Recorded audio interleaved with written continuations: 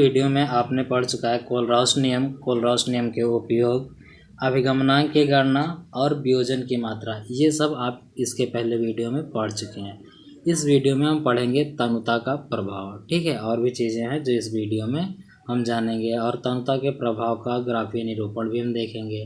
ठीक है, यानी तनुता का प्रभाव, किस चीज़ पर तनुता का प्रभाव पड़ रहा है, तो विद्युत अपघट्यों की विभिन्न क्रियाओं पर। ठीक है, जैसे वियोजन की मात्रा है, अभिगमनांक है, ठीक है, और मोलर चालकता है, ठीक है, सांद्रता है। इन सब पर तनुता का क्या प्रभाव पड़ता है ये हम देखेंगे। ठीक है, तनुता का प्रभाव, इसका तात्पर्य सांद्रता का घटना है। अभी आप जान रहे हैं कि तनु और सांद्र दो प्रकार के विलयन होते हैं। ठीक है, तो सांद्र होता है जिसमें विलय की मात्रा अधिक होती है, और तनु होता है जिसमें विलय की मात्रा बहुत कम होती है। यानी सांद्रता का कम होना ही क्या है, तनुता है। तो तनुता का क्या प्रभाव होता है, किसी प्रबल अपघट्य में तनुता बढ़ाने पर आयनों की संख्या में कोई परिवर्तन नहीं होता। तनुता जब आप बढ़ाते हैं यानी तनु करते हैं, सांद्रता कम करते जाते हैं, तो इसके आयन में क्या होता है, कोई परिवर्तन आयनों की संख्या में नहीं होता है, लेकिन इकाई आयतन में आयनों के मध्य दूरी बढ़ जाती है। क्या होता है, आयनों के मध्य दूरी बढ़ जाती है। ऐसा क्यों होता है कि जैसे आप चीनी का घोल लीजिए और उसमें पानी मिलाते जाइए तो तनु होता जाएगा, यानी मिठास कम होती जाएगी, यानी चीनी की मात्रा दूर दूर हो जाएगी, इसलिए कम मिठास का अनुभव होता है। तो वहाँ से थोड़ा दूर आइए और तनुता के प्रभाव पर यह अपघट्य में देखिए, तो जो आयन होते हैं ये आयन क्या होते हैं, जब तनुता बढ़ाया जाता है तो उसमें दूर दूर हो जाते हैं। ठीक है, जिससे मोलर चालकता में कमी हो जाती है। मोलर चालकता में क्या हो जाती है, कमी हो जाती है।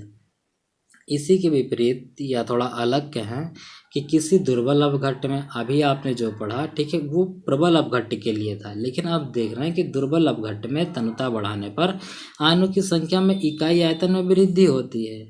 ठीक है, दुर्बल अपघट्य में क्या होता है, यानी दुर्बल अपघट्य जो पदार्थ हैं, तत्व हैं, उसमें क्या होता है कि इकाई आयतन में क्या हो रहा है, आयनों की संख्या में वृद्धि हो रही है।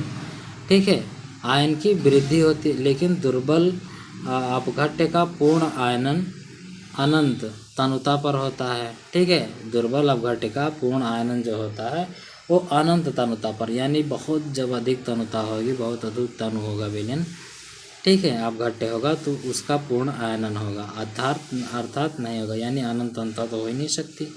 ठीक है, यानी बहुत ज़्यादा तनु होगा तब क्या होगा, दुर्बल अपघट्य की आयनन होगा। ठीक है, अतः दुर्बल अपघट्य में आयनों की संख्या इकाई आयतन से अधिक होती है। ठीक है, यानी तनुता बढ़ाने पर क्या होता है, दुर्बल अपघट्यों की आयनों की संख्या बढ़ती रहती है। ठीक है, अतः मोलर चालकता बढ़ जाती है। जब आयन बढ़ेंगे तो मोलर चालकता भी बढ़ जाएगी। देखिए, ये प्रबल के लिए क्या हो रहा था, जब बढ़ा रहे थे तो मोलर चालकता में कमी आ रही थी, लेकिन क्या हो रहा है कि अगर तनुता दुर्बल अपघट्य का बढ़ाते हैं तो मोलर चालकता बढ़ जाती है। दुर्बल अपघट्य के लिए तनुता बढ़ाने पर मोलर चालकता बढ़ रही है, और तो प्रबल अपघट्य के लिए क्या आ रहा है, मोलर चालकता घट रही है, कम हो रही है। इसको हम ग्राफीय निरूपण से समझेंगे, कैसे ग्राफ द्वारा समझते हैं।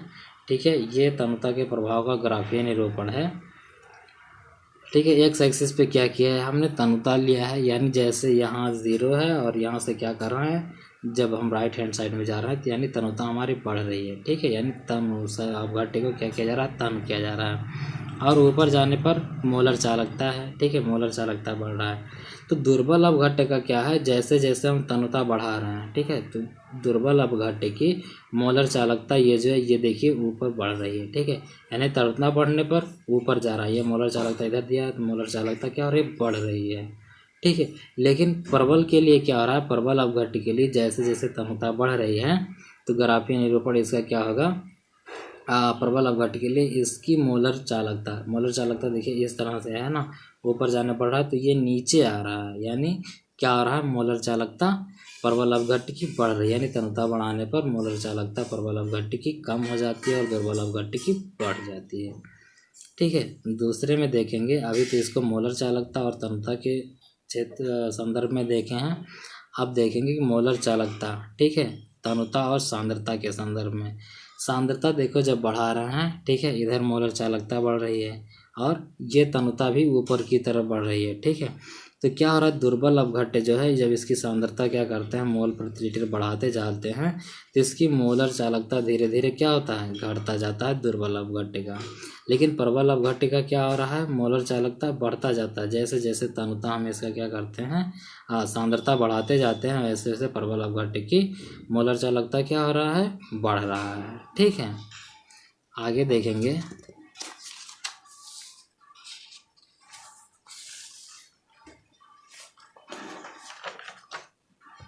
चालकता का मापन।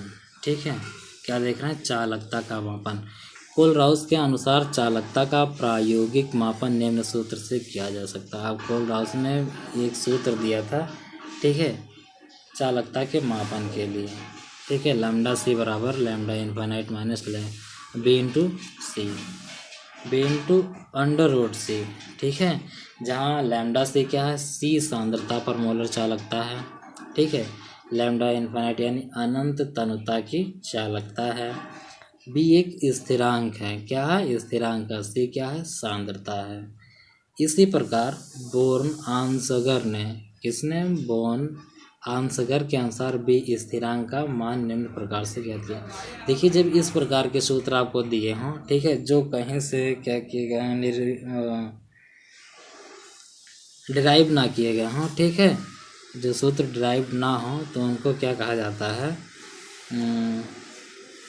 इनको एक विशेष सूत्र से जाना जाता है। ठीक है, ये बिना डेरिवेशन के मतलब प्रैक्टिकल से प्राप्त किए जाते हैं। ठीक है, तो b बराबर क्या होता है, 82.48 divided by d t to power half eta plus, ये साइन जो है इसको ईटा कहा जाता है, plus 82.0 divided by d t. ठीक है, इसकी power 3/2 lambda to power infinite, lambda to power infinite अनंत तमता है। ये b की वैल्यू है। ठीक है, ऊपर के सूत्र में, इस सूत्र में ये b का वैल्यू, ठीक है, नीचे दिया गया। अब इस सूत्र में हम क्या करते हैं, इस b की वैल्यू को रखते हैं तो हमें प्राप्त होता है lambda C is equal to lambda infinite minus इतना b under root C. D क्या है, माध्यम का प्रावैद्युतांक। ठीक है, किसी दो माध्यम के बीच में प्रावैद्युतांक यानी एक प्रकार का प्रावैद्युतांक माध्यम या रेजिस्टेंस माध्यम कह सकते हैं, कोई इस तरह का पदार्थ हो, ठीक है, जो विद्युत रोधी हो, उसे प्रावैद्युतांक कहा जाता है। और टी क्या है, परम ताप। ठीक है, 273 केल्विन जिसे कहा जाता है। ईटा क्या है, ये विस्कासिता गुणांक है, यानी विस्कोसिटी, जिसे कहते हैं श्यानता गुणांक भी इसको कहा जाता है। ठीक है, तो इस सूत्र से क्या कर सकते हैं, हम चालकता को माप सकते हैं। इसको एम्पेरिकल फार्मूला कहा जाता है। क्या कहा जाता है, एम्पेरिकल फार्मूला, जो इस तरह से बिना ड्राइव किए प्राप्त होता है। उसके बाद व्हीटस्टोन ब्रिज की सहायता से चालकता का मापन। ठीक है, किसकी सहायता से, व्हीटस्टोन ब्रिज की सहायता से चालकता का मापन कैसे करते हैं ये बताया गया। ये है व्हीटस्टोन ब्रिज का एक सर्किट। ठीक है, सर्किट में क्या किया गया है, एक रेजिस्टेंस 4 लिए गए हैं। ठीक है, क्या लिया गया है, R1 R2 R3 रेजिस्टेंस लिया गया और इसको सेल से जोड़ दिया गया है। देखो, अगर देखा जाए तो ये R1 और R2 ये किस में है, सीरीज में है, और R3 R4 यानी ये सेल, ये दोनों सीरीज में है।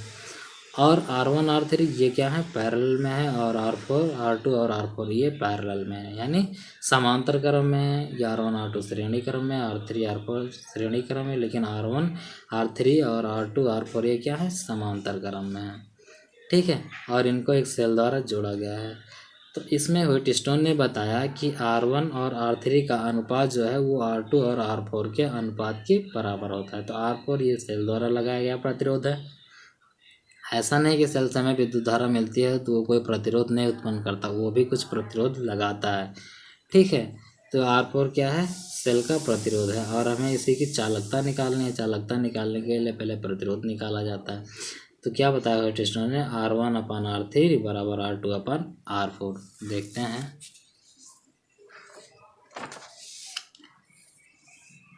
ये व्हीटस्टोन ब्रिज से हमें क्या मिल गया, R1/R2 बराबर R3/R4। यहाँ से R4 जब हम निकालेंगे तो R2 इंटू R3/R1, ये R4 हो जाएगा। चालकता क्या होती है, 1/R4। ठीक है, यानी रेजिस्टेंस का व्युत्क्रम क्या होती है, चालकता होती है। ठीक है, यानी प्रतिरोध का व्युत्क्रम चालकता है, तो प्रतिरोध हमें मिल गया। अब चालकता बराबर क्या हो जाएगी, यानी C बराबर क्या हो जाएगा, 1/R। ठीक है, और 1/R आप इसको ऐसे भी लिख सकते हो, C = R1/R2 और R3। यदि ये तीनों रेजिस्टेंस आपको पता है तो बैटरी की चालकता आप निकाल सकते हो। उसके बाद आता है विद्युत रासायनिक श्रेणी। ठीक है, विद्युत रासायनिक श्रेणी। विद्युत रासायनिक श्रेणी क्या होती है, अर्धशैलों अथवा तत्वों के मानक इलेक्ट्रोड विभव के मानों को क्रमबद्ध रूप में घटते या बढ़ते क्रम में लिखने पर एक श्रेणी प्राप्त होती है, जिसे विद्युत रासायनिक श्रेणी कहते हैं। IUPAC के अनुसार मानक इलेक्ट्रोड विभव को उनके अपचयन विभव के रूप में लिखा जाता है। किसके अपचयन विभव के रूप में लिखा जाता है, मानक इलेक्ट्रोड। जैसे अभी अर्धशैल समीकरण पढ़ा था आपने, तो अर्धशैल समीकरण पर कितना विभव मिल रहा, अर्धशैल समीकरण क्या है। ठीक है, जब उसको एक अपचयन के बढ़ते क्रम में या ऑक्सीकरण के बढ़ते या घटते क्रम में लिखते हैं तो क्या मिलता है, हमें विद्युत रासायनिक श्रेणी मिलती है। अभी हम आपको दिखाते हैं विद्युत रासायनिक श्रेणी क्या है। पहले ये जान लेते हैं कि IUPAC क्या है।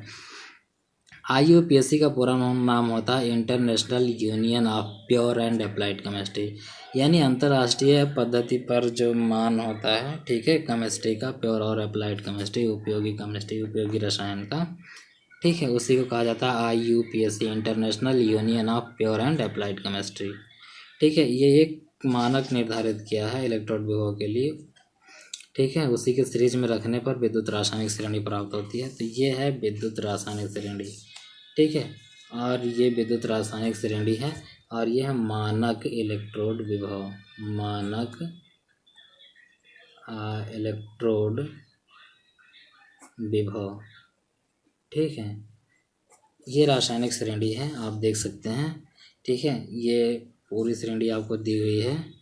यह लिखा है ऑक्सीकरण विभव का बढ़ता क्रम। जब नीचे से ऊपर जाते हैं तो ऑक्सीकरण बढ़ता है, और जब क्या करते हैं, ऊपर से नीचे आते हैं तो अपचयन विभव बढ़ता है। ठीक है, ये पूरी रासायनिक श्रेणी है। कुछ और भी हैं जो पीछे हैं, ये देखिए। ठीक है, ये उसी का सीरीज है, बस वहाँ आया नहीं इसलिए पीछे लिखना पड़ा है। आप इसमें देख सकते हैं कि कौन से रिएक्शन में कितना विभव हमें प्राप्त हो रहा है।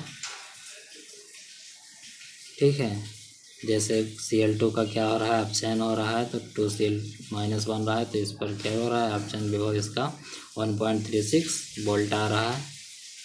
ठीक है, ये रहा विद्युत रासायनिक श्रेणी। आइए एक प्रश्न देख लेते हैं, छोटा सा प्रश्न है।